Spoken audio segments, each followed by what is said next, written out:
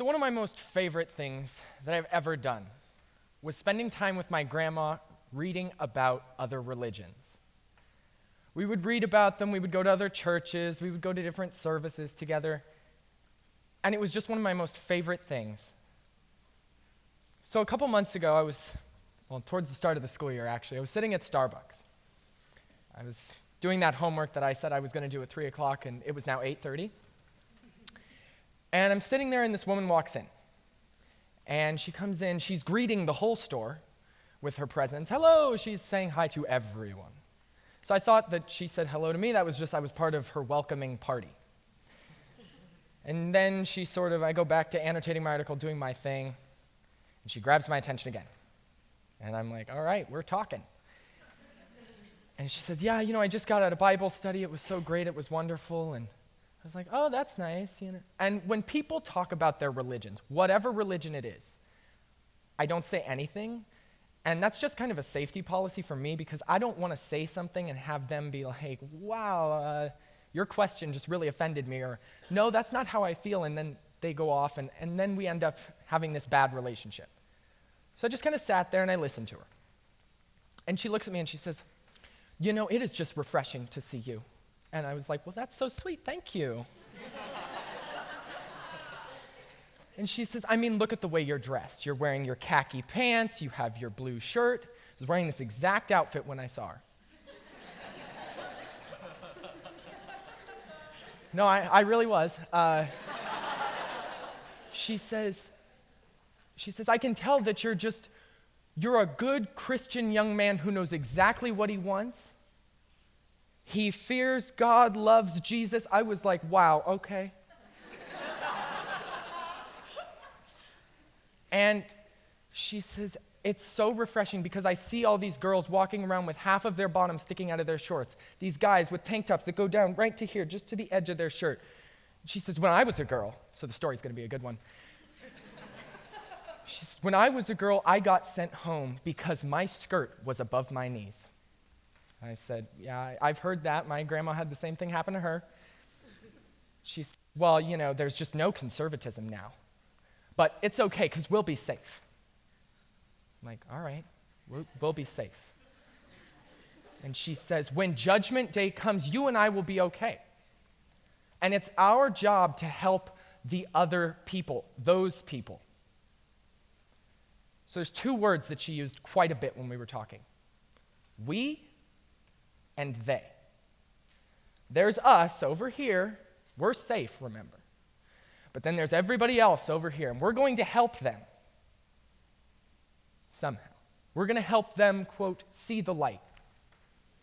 And so I eventually left the conversation, and I get in the car, and I have to be honest, I was just cackling the whole way home. I probably looked like I had a minor problem to other drivers. Like, I was laughing hysterically. And it wasn't that I was laughing at her, because I can definitely appreciate her viewpoint. But I was laughing at the irony that while we're having this conversation, underneath the article that I was annotating, I had 2 books on Judaism. And so I end up leaving, and a couple weeks go by, and I started working at a shoe store. And it was in the mall. I had 1 training session. It was an hour. I was doing great. It was my first day. It was a slow day. It's Black Friday. Yeah, it was a little jarring. And one of my coworkers was wearing a hijab and was covered with her wrists and her ankles. That was all that was showing. So it was apparent that she was Muslim.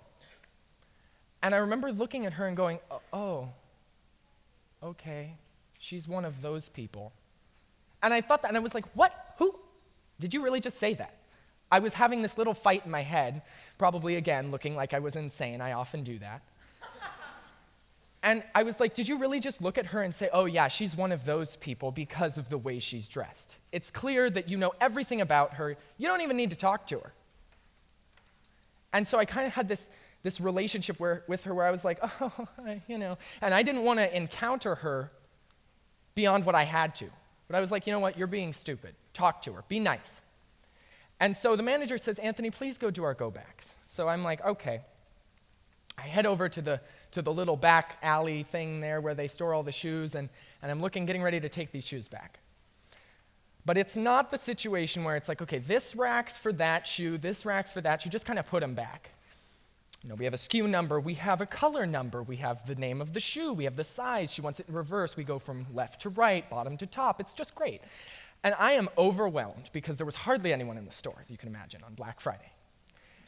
And I have like 30 boxes stacked up, I'm holding like 8, like doing one of these things. And I see her, she peeks over, she says, "Anthony, are you doing okay back there?" And I was like, "Yeah." And she came back, she walked off the floor where she would later get in trouble for doing so. She says, "Let me help you." And I was like shocked. It was magic. She looks at the boxes, she says, "Oh, this goes there, that goes here, we're shifting, we're moving, we're like, we're going." She got it all done. She helped me.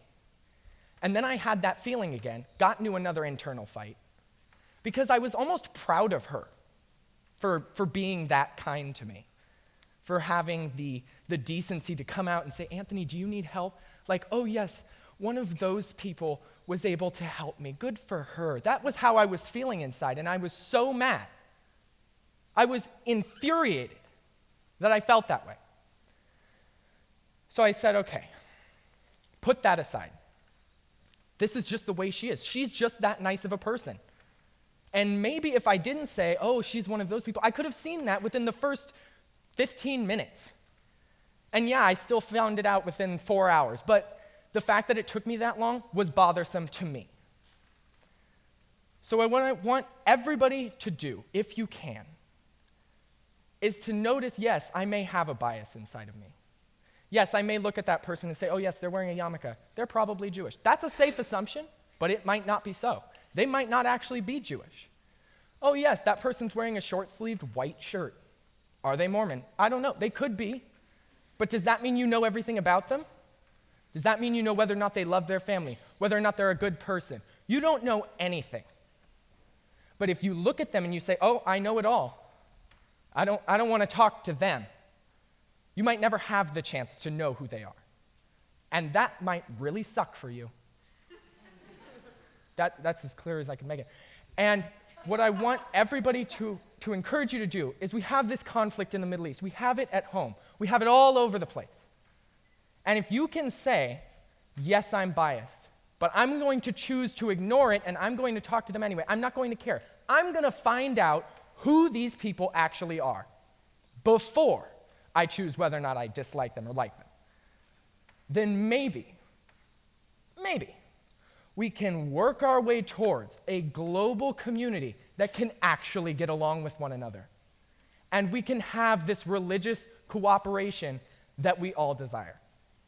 Thank you.